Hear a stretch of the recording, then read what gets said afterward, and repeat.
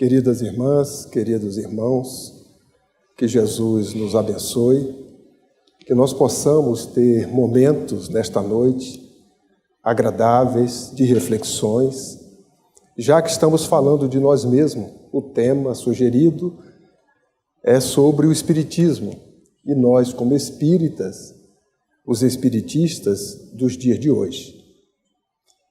Eram dias de turbulência, momentos de corrupção, momento que os homens públicos também não respeitavam os bens públicos, momentos de inveja, de intriga, momentos de assalto, desrespeito, a família em decadência. Nós estamos nos referindo a um cenário que, à época, a misericórdia do Pai proporcionou à humanidade, brindando-nos com a presença do Espírito mais puro que a humanidade já teve o conhecimento. Estamos falando de há 2000 anos, um cenário muito parecido com os dos dias de hoje. Naturalmente, o único diferencial daquela época para hoje é o desenvolvimento científico e tecnológico que, ao longo do tempo, alcançou patamares do estado da arte que nós hoje estamos vivenciando. À época, a ciência, como sabemos, ainda não tinha as condições como nós conhecemos nos dias de hoje. Podemos dizer, muitas delas ainda nem sequer existiam como ciência. Apesar de termos, há mais de 2000 anos atrás, povos, civilizações, que tiveram conhecimentos tão quanto os que nós estamos tendo nos dias de hoje. Haja vista os registros que se tem de povos como os egípcios, a antiga Lemúria, a Atlântida. Mas nós estamos, neste momento, vivenciando 2000 anos atrás. Presente junto a nós, Jesus. Jesus, considerado por muitos um revolucionário. E, na realidade, assim foi um revolucionário.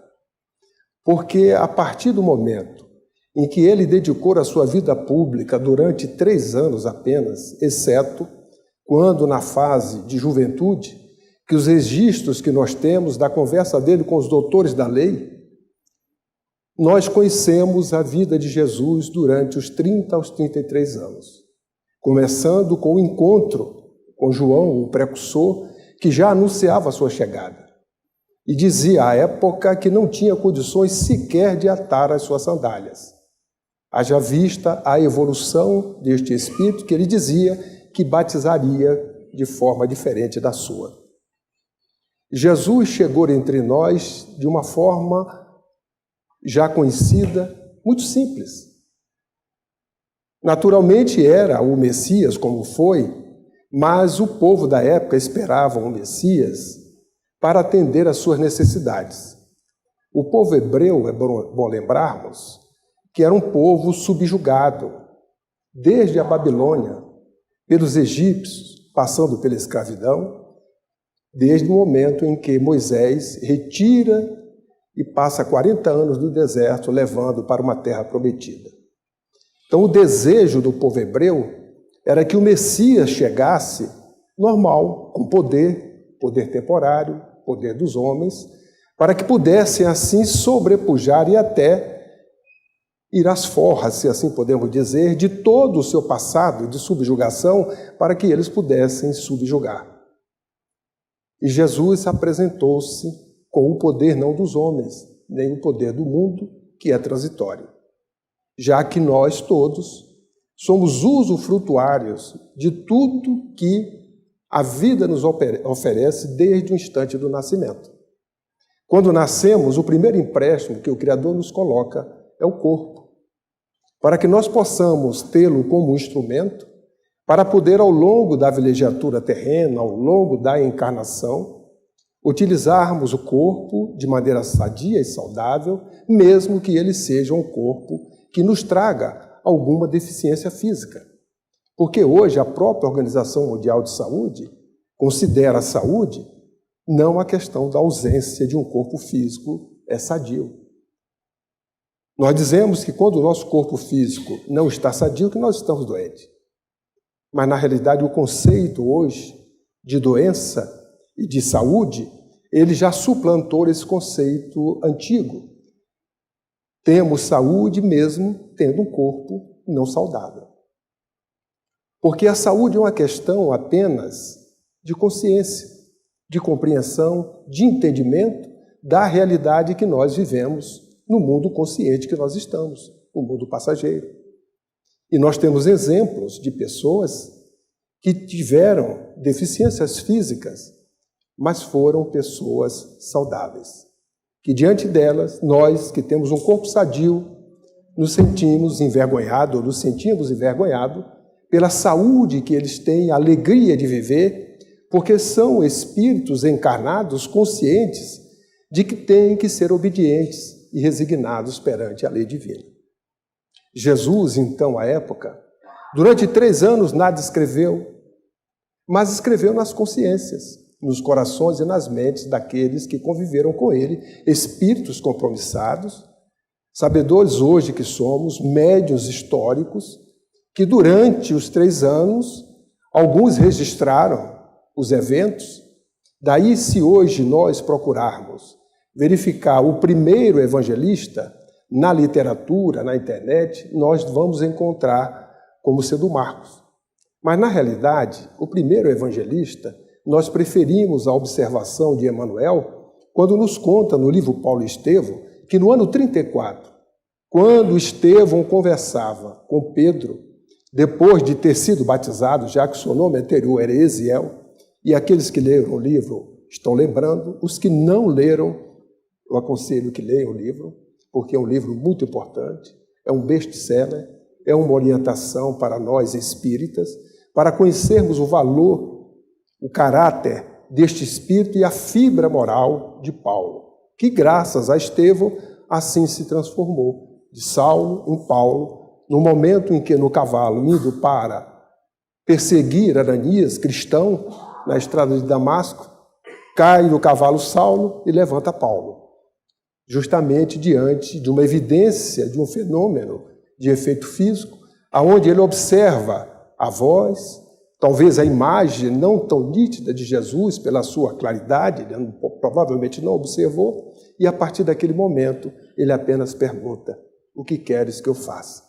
O maior perseguidor do cristianismo, diante de um fato, a partir dali a sua vida muda, porque mudou a referência que anteriormente era uma referência das leis de Moisés, as leis mosaicas, e a partir daí ele começou a entender a mensagem de Jesus, que trouxe à época para todos nós verdades que não eram deles. Jesus trouxe uma mensagem nova, mas esta mensagem são mensagens verdades do Criador, que a ele delegou trazer até nós estas mensagens para que nós as conhecêssemos. E ninguém jamais falou destas verdades como Jesus. Mas, sobretudo, jamais alguém vivenciou e praticou as verdades como ele. Em excelência. Não há um momento da vida de Jesus, um segundo sequer, que nós possamos observar um momento de ociosidade ou de não aproveitamento da dádiva divina que é o tempo, para que nós possamos, assim, ter a verificação do aprendizado, como ele se utilizava desses recursos que o Pai coloca à disposição de todos nós, já que somos usufrutuários das benesses do Pai. Por isso que Emmanuel diz que nós somos mordomos, porque tudo que existe à disposição nossa tem um único objetivo: o nosso desenvolvimento intelecto-moral. Nada possuímos das coisas que estão à nossa disposição, mas aí estão para que nós possamos crescer intelecto e moralmente. Porque quando regressamos ao plano espiritual, o mesmo corpo que nos foi colocado à disposição, nós deixamos para que ele retorne naturalmente pelo processo de transformação à sua origem da parte material. Mas a essência, o espírito que preexistia, retorna à vida espiritual. Falamos isto hoje com tranquilidade porque Jesus nos falou da imortalidade do Espírito. Jesus nos falou de um reino que não era deste mundo, dialogando no momento em que estava preso, sendo julgado, naquele momento em que o homem que o estava julgando lavou as mãos, Pilatos. Há um diálogo muito interessante que Pilatos diz para ele: és rei? Numa pergunta. E Jesus sempre manteve calma, paz, tranquilidade. E isto denota a exemplificação de uma fé robusta, de uma fé firme, porque ele sempre confiou no Pai. Apesar dos hebreus, à época, acharem que ele se dizia Deus, por uma afirmação que fez: eu e o Pai somos um. Entendiam que ele estava dizendo-se Deus, mas em momento nenhum nós não encontramos nos registros do próprio Evangelho Jesus deixando de ressaltar o Pai, falando sempre que o Pai era maior do que ele. Mas quando ele assim afirmou que ele e o Pai eram um, ele estava nos ensinando, dizendo que o pensamento dele e o pensamento do Pai era o mesmo. Por isto o Pai delegou a ele a missão de trazer até nós estas verdades. Mas que verdades? Ele nos falou da reencarnação. Mas quando? Num calar da tarde, um doutor da lei o procura. O procura para falar com ele sobre algumas dúvidas, mas escolheu o calar da tarde, o final do dia, porque durante o pleno dia, certamente, os seus colegas, os fariseus, os doutores da lei, se o vissem procurando Jesus, que à época já era conhecida pelos seus feitos, certamente seria criticado. E neste diálogo, ele, naquele momento, começa então a entabular uma conversa que o doutor da lei não entendia. Mas como? Nascer de novo?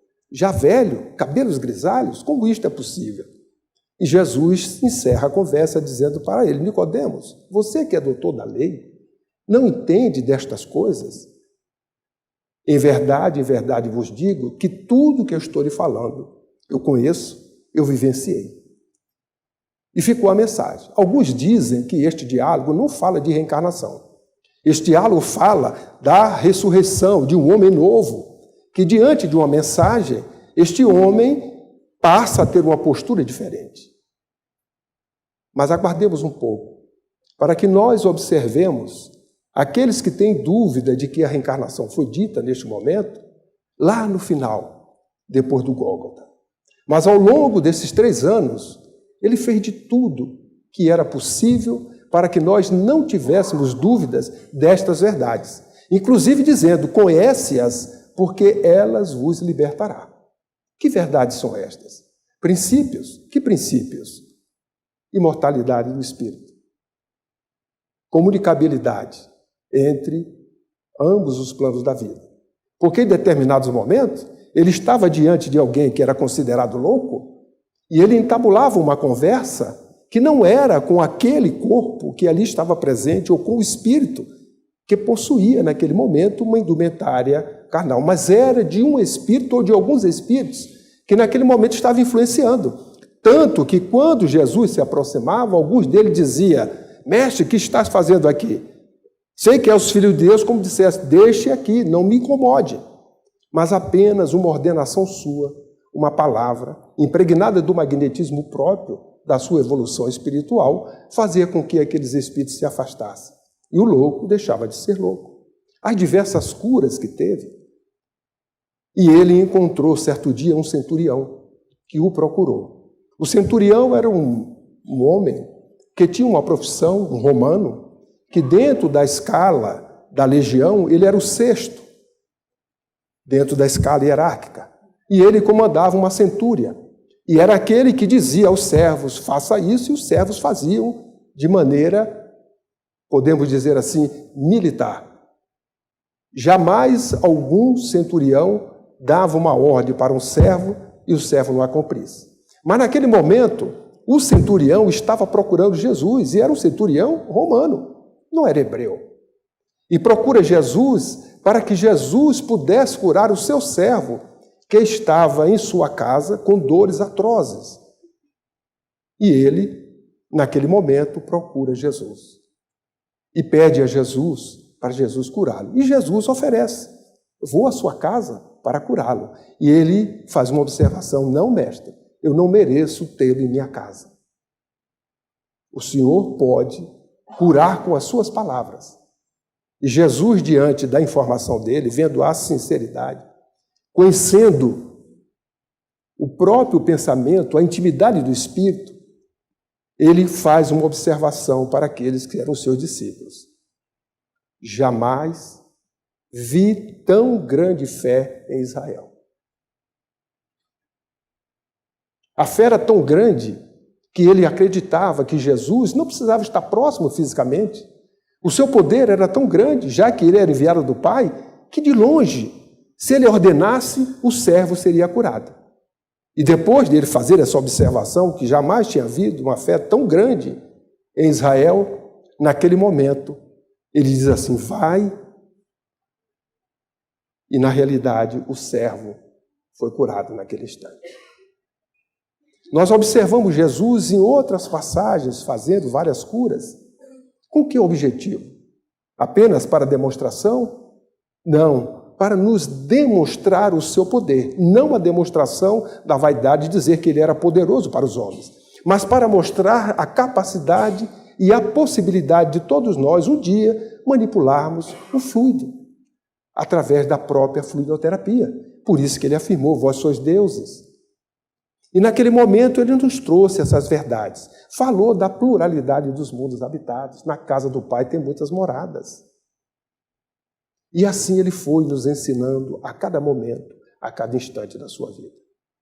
A ponto que depois do Gólgota, do Morro da Caveira, só faltava uma coisa ele demonstrar, porque ele já tinha falado. Era a imortalidade.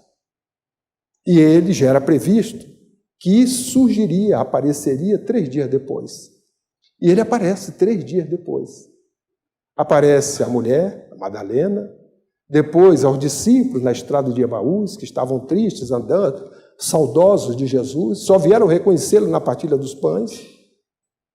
Aparece depois aos próprios discípulos que se encontravam temerosos num ambiente fechado de perseguição. Mas naquele momento só havia 10. Porque um havia suicidado e o outro estava ausente, que era Tomé. E quando os discípulos disseram a ele que Jesus tinha aparecido, Tomé não acreditou. Da mesma maneira que eles não acreditaram quando Madalena, correndo, chegou até ele e disseram: o mestre está vivo, ele apareceu. E naturalmente, quando olharam, vieram os pensamentos: Madalena? Aparecer a Madalena? A mulher que estava antes voltada para a vida de prostituição, dona de um prostíbulo. E naturalmente eles não acreditaram. Por que a você? Porque imaginaram. Deveria aparecer a mãe, que era Maria. E a única pessoa que acreditou foi Maria, que disse para ela: Madalena, acredito naquilo que você está falando. E depois, quando eles falam para Tomé, Tomé diz: eu só acredito se eu tocar na ferida. Na segunda vez que se apresenta, Tomé estava presente, e a primeira coisa que Jesus diz é: Tomé, vem e toca a ferida. E Tomé não suporta pela emoção diante do fato. Jesus aproveita mais um ensinamento: bem-aventurados os que creem sem ver. Nós somos muitos Tomés na vida, porque só cremos quando vemos. Quero ver. E tem muitos que ainda vendo não creem, porque são tão duvidosos, talvez sejam um Tomé ao quadrado. E Jesus, naquele momento, matou a morte. Há 2000 anos. 2000 anos depois, nós estamos falando de morte ainda temerosos. Apesar de há 2000 anos ele mostrar: a morte não existe. Prometer um reino. Apareci várias vezes. Mas alguns dizem: Jesus pode aparecer. Outros não. Mas por quê?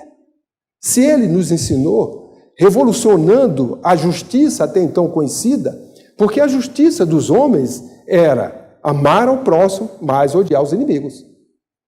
E ele aparece revolucionando, quebrando um paradigma de milhares e milhares de anos. Porque quando lemos o Velho Testamento e vamos encontrar as primeiras informações, era do Deus que matava por qualquer erro que se fizesse. Aí depois veio a lei de Talião, porque se fazia excesso. e a lei de Italião dizia, não, olha, se você roubou com a mão, corta a mão. Pelo menos não pode cortar a cabeça, o pé, ou fazer excessos na justiça. Mas mesmo assim, era um Deus temeroso, necessário, naturalmente, ao processo e às ondas de compreensão de cada um de nós ao processo evolutivo, coerente com a nossa própria evolução. Mas naquele momento, Jesus trouxe uma nova revelação. Foi um revolucionário. Falou de um pai amoroso. E ainda deu um ensinamento maior. Qual a diferença daqueles que vocês dizem que pecam de você amar aos amigos? Aqueles que você ama. Não tem diferença nenhuma.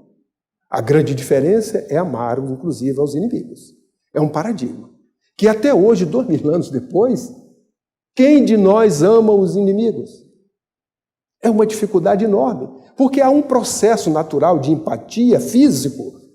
É o próprio magnetismo, a aura de cada um de nós, que não sintoniza, se afiniza com a outra, porque são emissões de pensamentos diversos, impregnados de sentimentos não condizentes com o amor, com a ausência do amor. E, naturalmente, nós não conseguimos. Há uma repulsão natural. Mas o amar os inimigos não quer dizer forçar para que isto aconteça, mas é dentro de si nós criarmos em nós as condições próprias para que o dia que o inimigo se arrepender ou desejar se aproximar de nós, que nós não tenhamos nenhum empecilho, mas que estejamos dispostos à reconciliação. É um trabalho interior, é um trabalho íntimo que cada um de nós devemos fazer.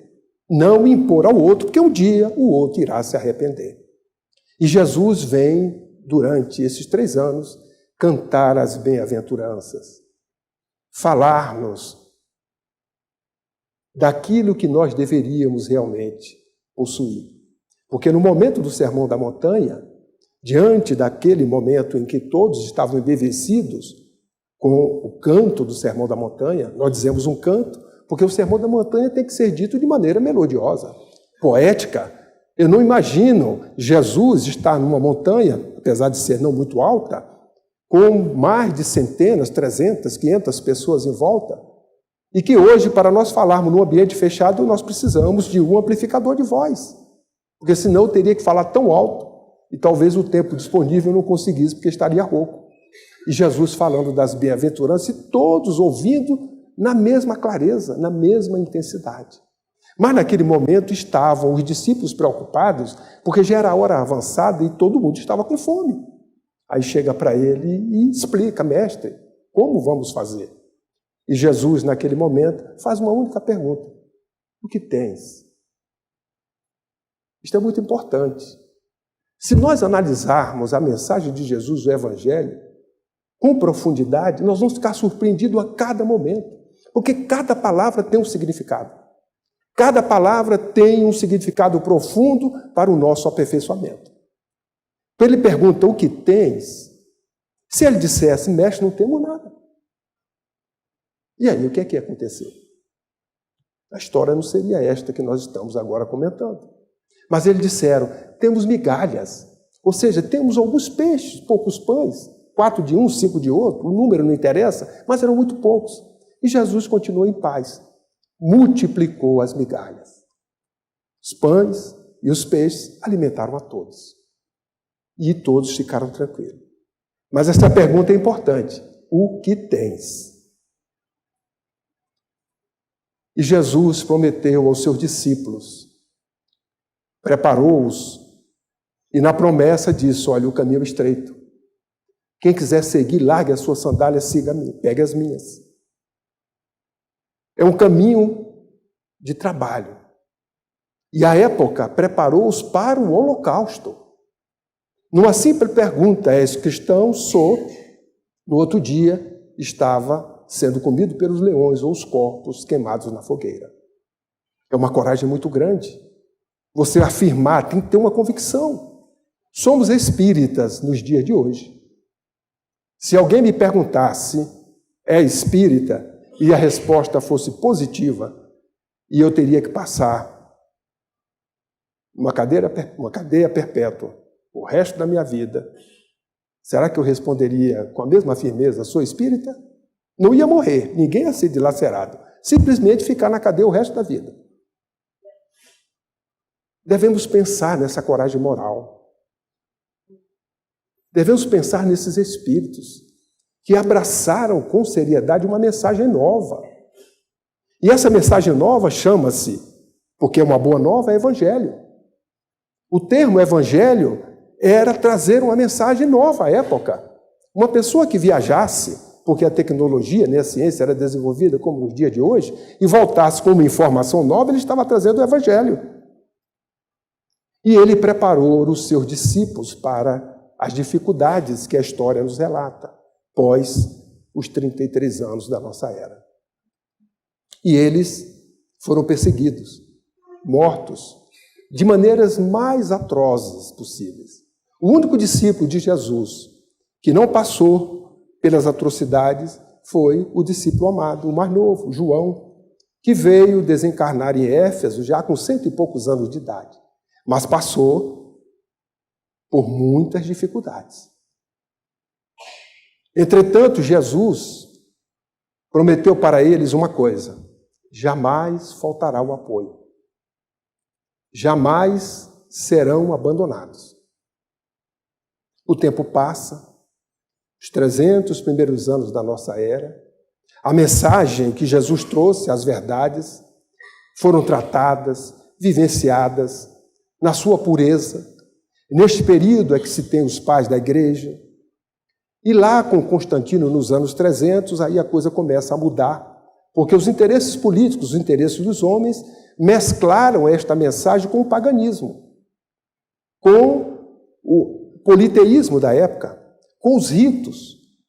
Porque Jesus, em momento nenhum, batizou, apesar de ser batizado. As mulheres, à época, para orar, Jesus não ensinou a ninguém, nem o homem, nem a mulher, tem nenhum rito, nenhum ato para orar. Recolhesse no seu quarto íntimo e levasse o seu pensamento ao Pai, ao Criador. Mas os pagãos, as mulheres, para orarem, tinham que botar um véu à cabeça. A idolatria. E aí a história nos conta o período de 473 até quase 1000 anos, 900 anos, até a tomada de Constantinopla em 1453. A Idade Média, aonde aquele que fazia alguma coisa e fora do interesse, dos padrões daqueles que dominavam, era herege e também poderia ser julgado. E a partir desse período, o nome de Jesus foi esquecido. Deu-se preponderância às instituições, aos interesses. E o nome de Jesus foi utilizado para matar. Porque naquele momento buscava-se Jerusalém, a Terra Santa, um túmulo onde não havia o corpo de Jesus. E nos matamos para buscar este local, esse ambiente, através das cruzadas, que eram terríveis. As cruzadas chegavam, faziam tudo o que desejavam.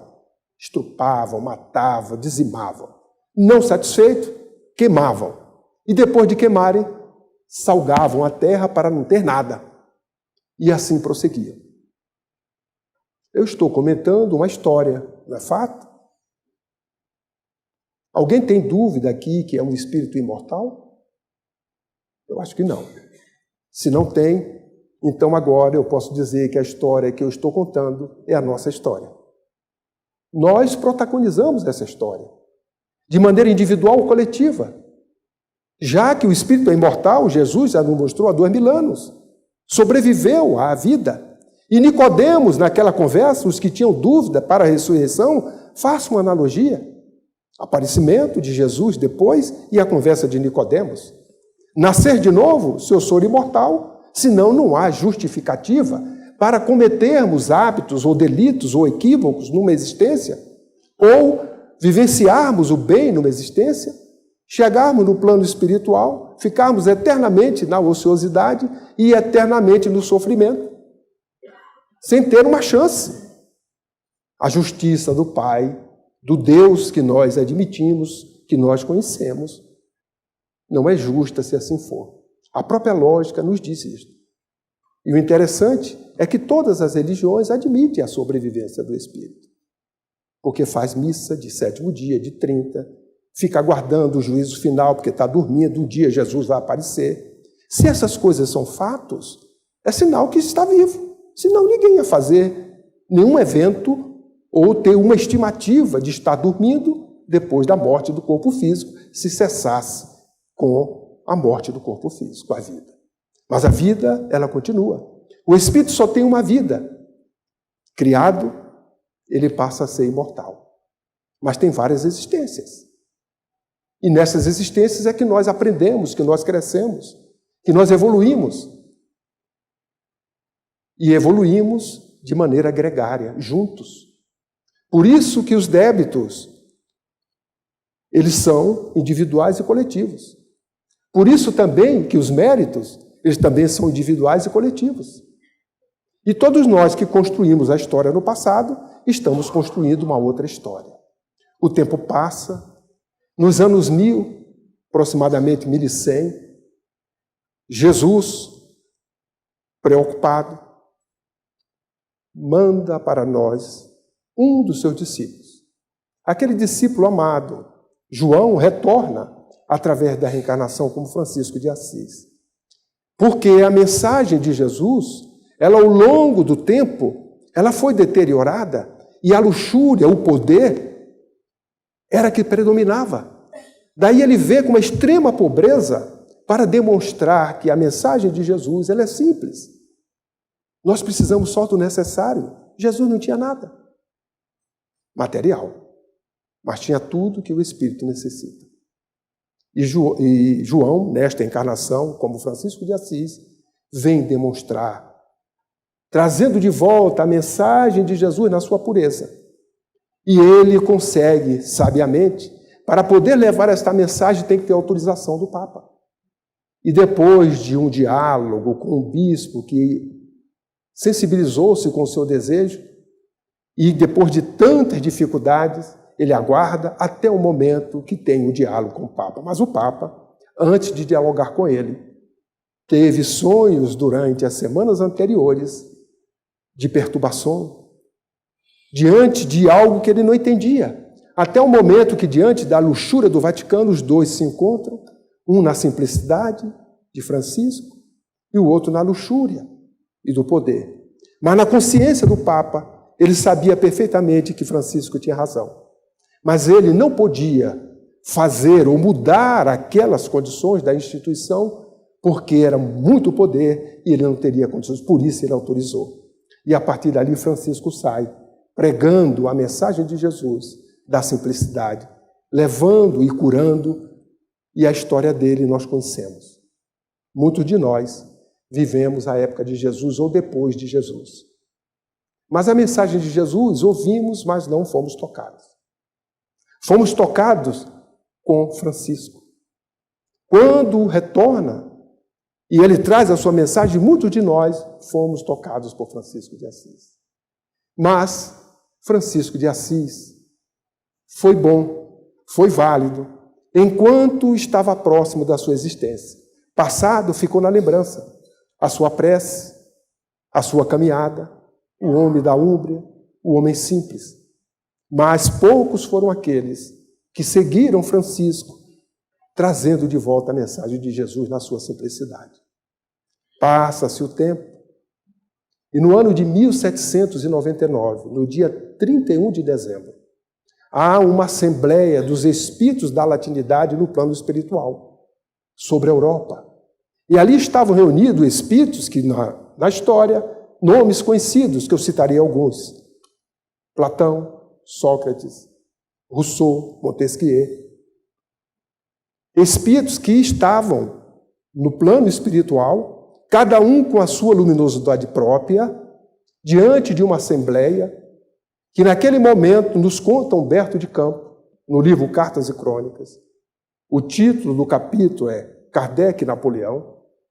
Naquele momento ele nos conta, no seu linguajar, que eu desejo que leiam, porque o linguajar dele é muito mais bonito do que eu estou aqui falando com as minhas palavras. E naquele instante ele diz que surge espíritos que estavam vindo da crosta terrestre, porque estavam encarnados, E naquele momento estão chegando não com a luminosidade própria daqueles que estavam desencarnados, e naquele instante chega no local onde se encontravam o Corso, que à época Napoleão. Era o homem que estava no poder, retomando a França, ganhando as guerras e já fazendo com que o domínio do seu poderio estivesse abrangendo já quase toda a Europa. Ele chega acompanhado de outros espíritos, dentre estes Pestalozzi, que estava encarnado. E naquele momento ele passa, segundo a leitura, dá-nos a entender, que ele passa numa fileira como se fosse um corredor, e todos que estavam ali, estes espíritos que nós citamos e muitos outros, o cumprimenta, reverenciando, mas ele vai impassível, numa fleuma própria do orgulho e da vaidade. Prepararam um trono para ele, uma posição, e ele sentou-se ao trono, e permaneceu no trono. Mas neste intervalo, surgem algumas clarinadas e do alto, pontos luminosos se aproximam e quando vão chegando próximo ao local onde eles estão, se transformam em corpos humanos. À frente deste grupo de espíritos que ali chegou, havia um espírito com um cajado, que quando Napoleão observa, é o primeiro momento, segundo Humberto de Campos, que ele se emociona. Cai em lágrimas, se ajoelha e o espírito se aproxima dele e procura levantá-lo. Neste momento, uma voz suave do alto fala para Napoleão, dizendo a ele que ele cumprisse a sua tarefa e preparasse o terreno, ou seja, preparasse o seu poderio para aquele espírito que era um apóstolo amado, que teria uma missão a ser cumprida. E ele tece comentários emocionantes, que depois desse comentário, diz Humberto de Campos que este espírito retoma Napoleão nos braços e leva-o ao berço, já que ele estava à sua cama, ao seu leito, encarnado, e deixa-o lá com muito carinho. Estamos falando do dia 31 de dezembro do ano de 1799. Naturalmente, depois da meia-noite, já estava-se no ano de 1800. No ano de 1804, no dia 3 de outubro, em Lyon, nasce o espírito que todos nós sabemos, Hippolyte Léon Denisard Rivail, Allan Kardec. O espírito que naquele momento foi o único que Napoleão.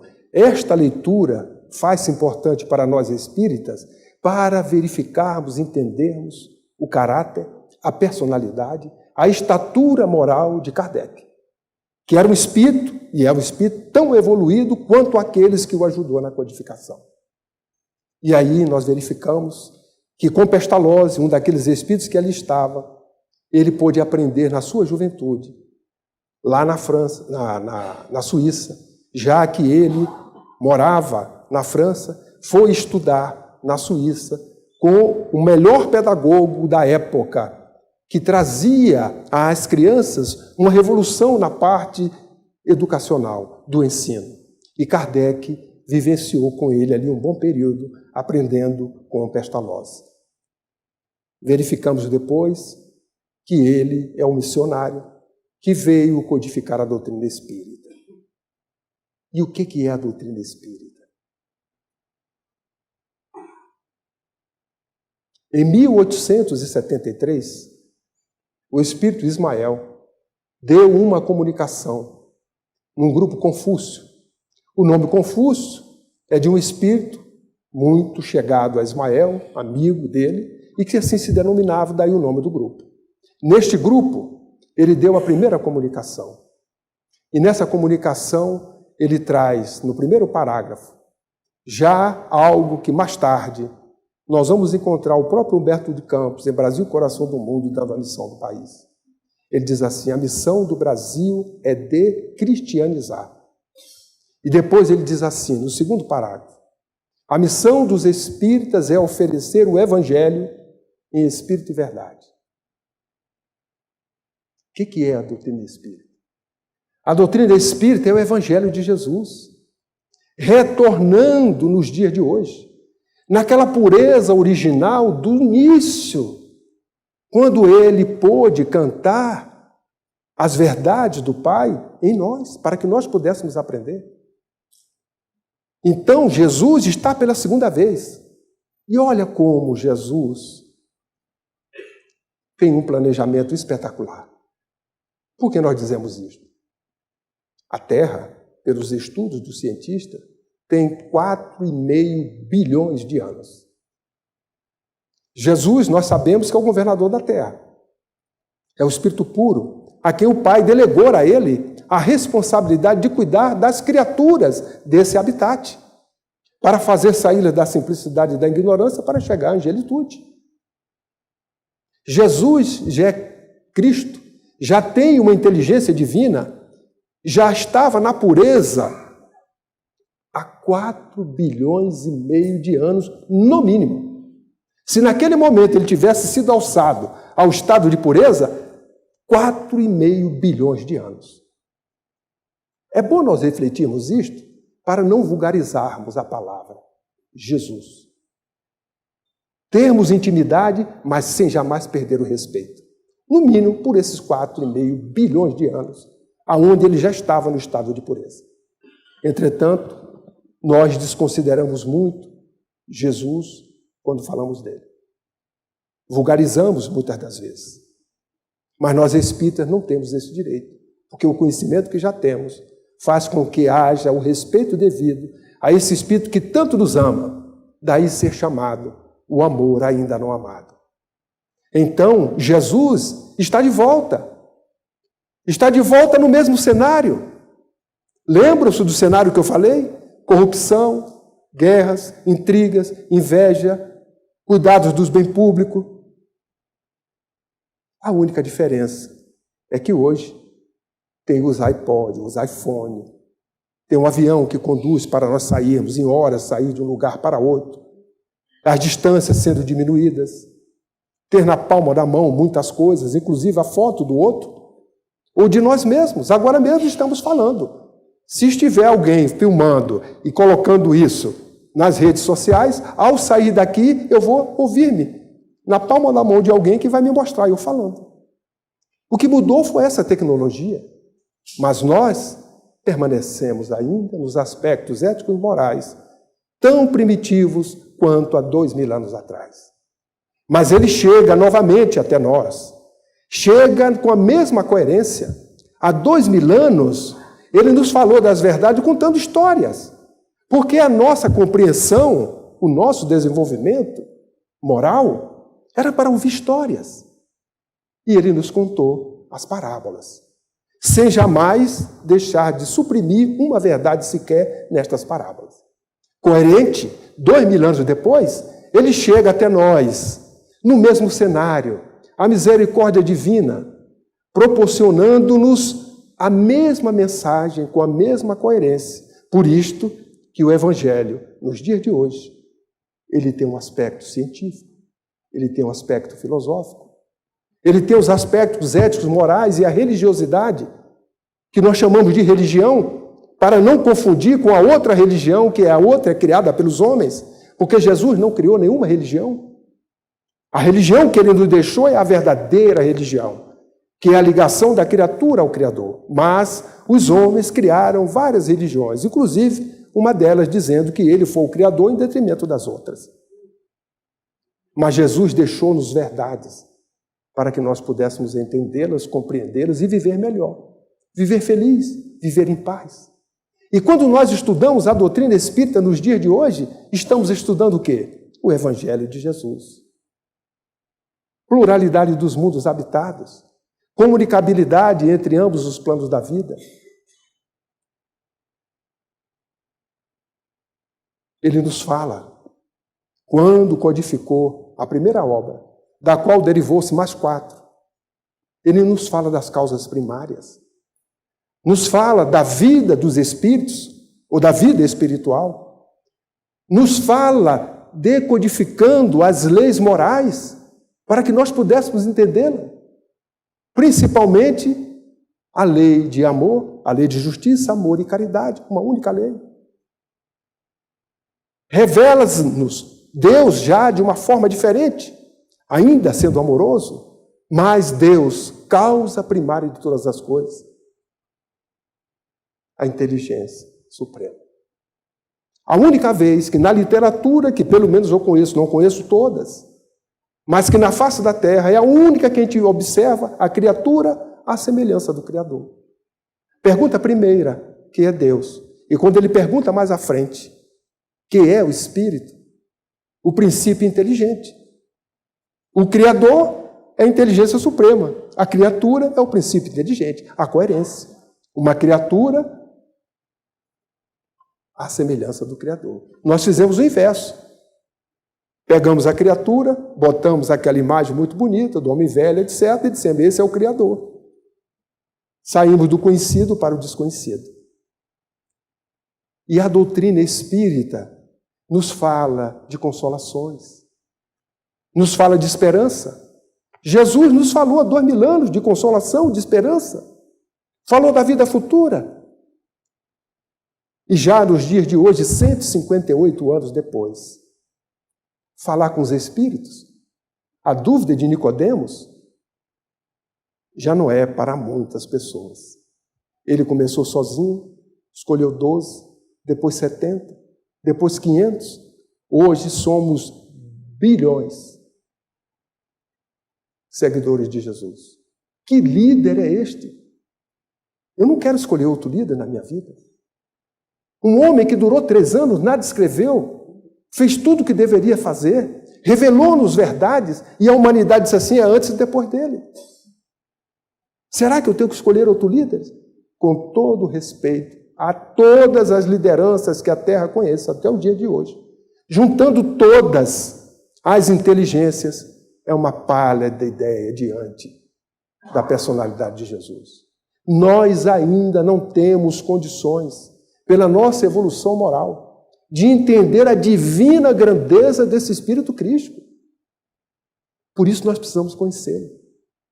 Conhecê-lo não o Jesus crucificado, que nos foi contado ao longo desses milênios, mas o Jesus descrucificado. Este Jesus que nos dias de hoje chega através da doutrina espírita, não por privilégio, mas são as vezes da verdade que estão hoje decodificadas, trazendo-nos o acalento para vencermos as dificuldades desta turbulência que nós estamos vivendo numa época de transição. Transição para um mundo melhor, que na classificação colocada por Kardec, para melhor entendermos, numa forma didática, sair de provas de expiação para a regeneração. Não estamos mais no mundo de provas e expiações.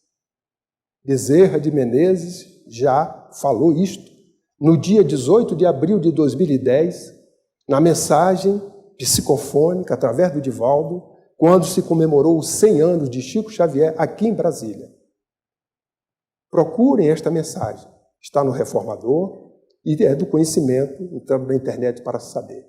Nesta mensagem ele diz assim, esta é a data de saída de provas e expiações para a regeneração. Data é dia, mês e ano. 18 de abril de 2010. Estamos há 5 anos na regeneração. Por isso que diz, não dá mais para voltar atrás. Não dá mais. Porque depois da meia-noite, dá para dizer, estamos hoje no dia 29, daqui a algumas horas, será meia-noite para o dia 30. Meia-noite e 1 milésimos, quando o ponteirinho vai saindo da meia-noite, dá para voltar atrás? Dá, né? Pegar e fazer assim. Mas isso eu faço, mas o tempo não volta. Porque é uma variável que nós não temos condições nem de parar, nem de adiantar, nem de atrasar. Ela pertence às leis divinas, às leis do Criador, que em cada habitat do Pai tem a sua peculiaridade, daí a relatividade do tempo. Então nós já estamos vivendo a regeneração, daí a transição. No momento que está começando o ápice da regeneração, ou seja, deste momento de perdão, da regeneração não, do momento de transição, ainda não chegou. Estamos no início. Mas diante de um futuro jamais conhecido pela humanidade. Um futuro promissor.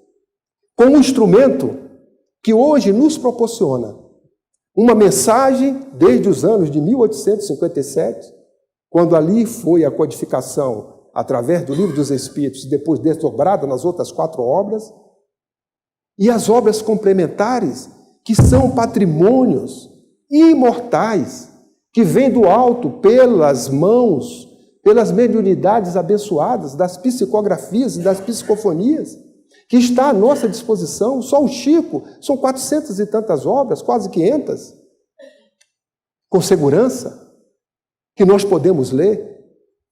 Se nós fôssemos ler, todos que estamos aqui, as obras espíritas, as obras básicas, mas estas obras complementares, vamos desencarnar. Mesmo que vivamos aquilo que a ciência está dizendo, o homem de 150 anos já nasceu. Se vivemos 150 anos, formos esses homens, não vai dar conta para lermos tudo. Se formos estudar, tão pouco, graças a Deus, que somos imortais. O que eu não estou lendo aqui, se eu estivesse lendo uma obra, tivesse uma síncope e desencarnasse, página 12 da obra. Eu gostaria de ler. Primeira coisa que eu tivesse, assim, aquela obra que eu estava lendo, posso ler aqui? Sim, está ali na biblioteca. Pode chegar e ler. Porque estas obras também estão no plano espiritual, à disposição. Nós, os espíritas, não podemos chegar no plano espiritual e fazer as mesmas perguntas que André Luiz fez. Se fizermos, provavelmente, o mentor espiritual vai dizer: você não leu estas obras lá, Conicado?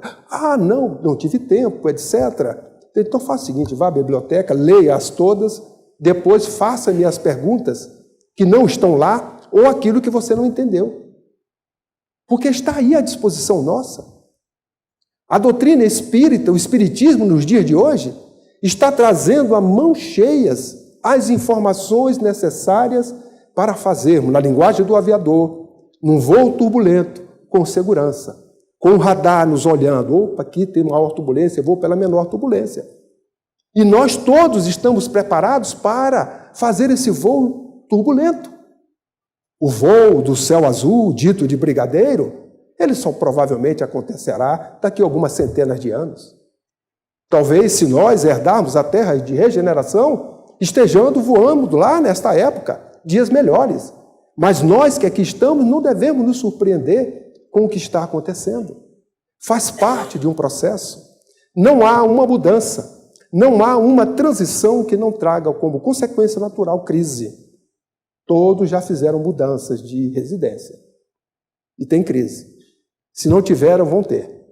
Primeiro, se sai de uma casa grande para um apartamento pequeno, começa a primeira crise do desapego. O que é que vai dar num apartamento pequeno? Porque eu vou dar, vou doar, vou vender. Mas aquele é de minha mãe, isso é meu, comprei, é do esposo. Aí começa uma crise em função do apego que nós temos. Das coisas que nós vamos fazer com cuidado, etc. Além das preocupações naturais que nos traz uma mudança. É um novo local, são novos vizinhos, dá trabalho, uma série de coisas.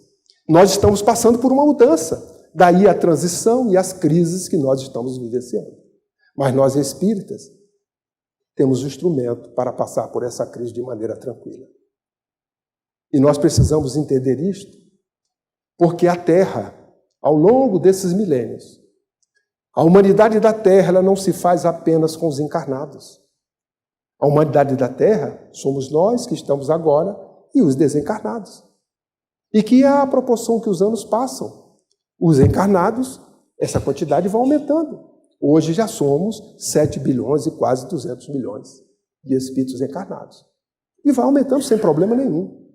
Entretanto, a regeneração exige de que os espíritos que habitem a esta casa do Pai sejam o espírito que esteja na mesma sintonia da regeneração. E tem espíritos que vivem há milênios por opção, não por castigo, porque Deus não castiga, Deus não perdoa, porque Deus é amor, Deus ama. E quem ama não castiga e não precisa perdoar, ama. E aí está, esses espíritos têm que ter oportunidades para poderem dizer, quando os recursos do alto forem utilizados, daí o próprio Bezerra dizer, aqueles que se compromissaram com o alto antes do nascimento, com esta tarefa de cristianizar, de levar e oferecer essa mensagem à humanidade, mas nós não nos empolguemos com isso. Porque levar a mensagem e oferecer o Evangelho, oferecer o Espiritismo à humanidade, não dispensa a autoevangelização. O que tens? Jesus perguntou. Algumas migalhas. Ter é diferente de deter. Todos nós aqui detemos conhecimento. Estamos ouvindo uma palestra, estudamos, e isto é deter. Diz Emmanuel que é uma diferença enorme de deter para ter, possuir. Nós só possuímos, só temos, quando nós praticamos, vivenciamos o que detemos. E que muito recebe, muito será pedido. Um dia, pode ser hoje, pode ter sido ontem, amanhã, alguém vai perguntar para nós, o que tens? Aí nós vamos dizer, eu detenho, a pergunta é o que tens? Porque conhecimento é detenção. Se vivencia, tem que ter esforço. Por isso que o verdadeiro espírita é o que se esforça para domar as más inclinações. E cada um faz o esforço que pode. Mas eu não estou me esforçando tanto e eu não consegui nada. O que tens? Migalhas. O quê? Um pouquinho. Não se preocupe. A misericórdia do Pai, Jesus, multiplicará como multiplicou os pães e os peixes para beneficiar a outros. Porque eu ainda não consigo ter muito, mas eu estou esforçando-me para ter um pouco hoje, um pouco amanhã e muito depois. Se eu não me esforço para fazer a mudança que eu preciso em mim mesmo, na hora que me perguntarem o que tens, eu não tenho o que responder. Nada. E aí, a colheita é nada. Mas se tem migalha, ela será multiplicada. Então, nos dias de hoje, os espíritos que vivenciam a humanidade da Terra, encarnados e desencarnados, estão passando por situações de mudança, de transição. Bezerra afirma que a humanidade está passando por uma pandemia mediúnica. As nossas doenças hoje são doenças psíquicas. Dizem os estudiosos que lá para o ano 2050, 2030 e diante, quem não teve depressão terá ou já teve na família ou vai passar por essa crise. Esses espíritos, ao saberem da notícia, da mesma forma que nos disseram que já estamos há 5 anos na regeneração, avisados a eles foram, de que eles também não dariam mais para olhar para trás. Tem que segurar na charrua do Evangelho, seguir em frente para poder herdar essa regeneração. Saíram das condições onde estavam, saíram das trevas, saíram dos umbrais, principalmente as lideranças, vieram para a crosta da terra e encontraram a mim, a nós, parceiros e comparsas daquela história nossa, que nós fizemos juntos. E só que agora diz, mas esse vai ter direito à regeneração, mas esse não é aquele lá que eu conheci. E aí começam as influências, que só acontece porque nós damos condições para que as influências aconteçam. Se nós estamos conhecendo a doutrina espírita, nos esforçando para vivenciar, esta sintonia não acontece com esses espíritos. Esta sintonia acontece com os espíritos que estão na falange do Cristo, que tem um programa, e este programa é de levar a humanidade à regeneração. Um único pastor e um único rebanho. Então nós estamos no momento que a doutrina espírita nos dias de hoje é a mesma de há 150 anos atrás. Mas é o mesmo evangelho de há 2000 anos atrás.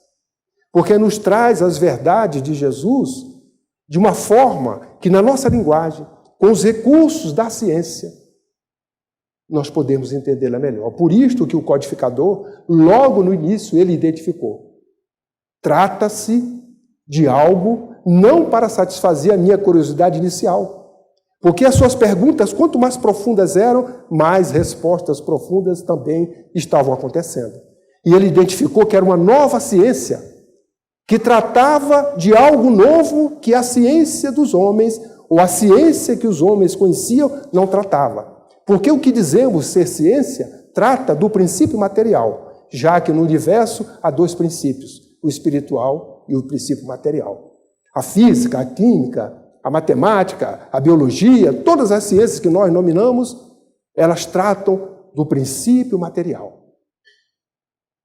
Por isto que a doutrina espírita, ela vem para tratar da origem, da natureza e da destinação dos espíritos. E da relação dos espíritos em ambos os planos da vida. É uma ciência que trata do princípio espiritual. Ciência nova que Kardec colocou à disposição da humanidade que ainda não a conhece. Mas, devagarinho, um dia, a humanidade toda conhecerá. Por isto que ela não será a religião do futuro, mas será o futuro das religiões. Porque todos os homens estarão um dia praticando as verdades divinas que Jesus nos falou há 2000 anos, para que nós pratiquemos a lei áurea, amar ao próximo como a si mesmo. Primeiro, amar a Deus. Mas esta lei é a única, amar a Deus sobre todas as coisas. Como nós ainda não temos a condição de entender, compreender a divindade, ele deixou o segundo mandamento ter o mesmo valor. Ama o teu próximo como a si mesmo. E nós ainda não estamos amando o próximo. Primeiro, porque nós estamos com uma visão tacanha do próximo. O ensinamento é amar ao próximo. E, naturalmente, eu imagino amar ao próximo, amar ao meu semelhante, que é o ser nominal. Mas a mensagem é amar ao próximo. Próximo são todos os reinos.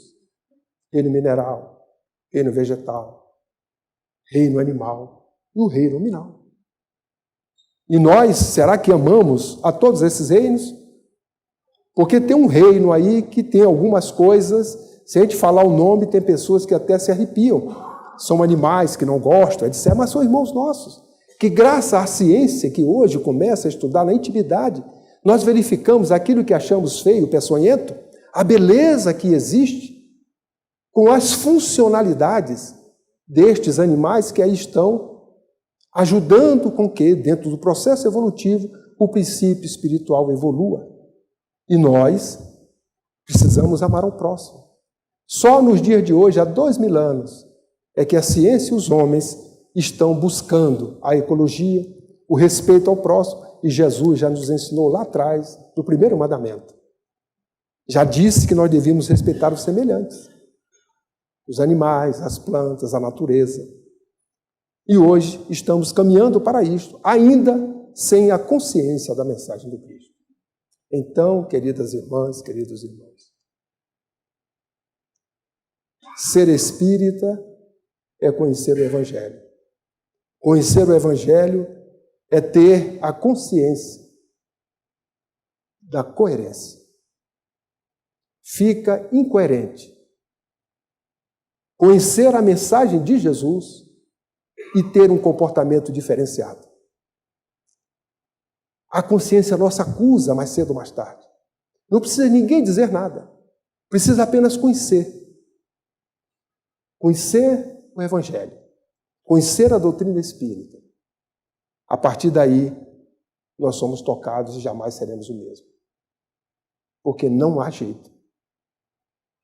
A consciência vai dizer, isto aqui, entramos no estado de dúvida. E quem entra no estado de dúvida é sinal que a zona de conforto já ficou para trás. O estado novo é o estado que eu não conheço, daí a dúvida. Então precisamos conhecê-lo. E esse conhecimento só se faz através da prática e do exercício, amando ao próximo como a si mesmo. Que todos nós reflitamos, pensemos no Evangelho de Jesus, conheçamos a doutrina espírita com profundidade, Naturalmente que é necessário, antes de se fazer alguma coisa, conhecer, deter o conhecimento. Por isto, por ser uma ciência, com os aspectos científicos, filosóficos, religiosos, há necessidade de que nós estudemos a doutrina espírita, para podermos fazer o esforço necessário para praticá-la. Se nós não estudarmos, certamente vamos continuar com os mesmos atavismos, entretanto, com cobranças na nossa própria consciência, do desejo de ser um homem novo, pela oportunidade que o Pai está nos dando, de viver uma época de transição, mas uma época de dificuldade, uma época de dores, para passar por estas experiências, vendo o lado positivo da dor, do sofrimento, para que nós possamos ser solidários, possamos ser fraternos, possamos amar, praticar a alteridade, estar no outro, sentir o que o outro sente, num exercício que cada um terá dificuldade naquilo que procurará vivenciar. Mas nós devemos voltar, na hora de entregar o corpo físico, como patrimônio que o Pai nos deu, retornando à verdadeira vida, à pátria espiritual, com a consciência tranquila de que fizemos o melhor que nós pudemos na presente encarnação, sem reclamar de que não conhecia, porque temos o melhor instrumento para podermos navegar nesses ares turbulentos desta época de transição, com confiança, com fé, com esperança e com consolação. E Jesus continue a nos abençoar, que nós possamos cada vez mais vivenciá-lo à proporção que as mudanças forem acontecendo em cada um de nós, para que hoje estejamos melhor do que ontem e amanhã melhor do que hoje. Que tenhamos muita paz.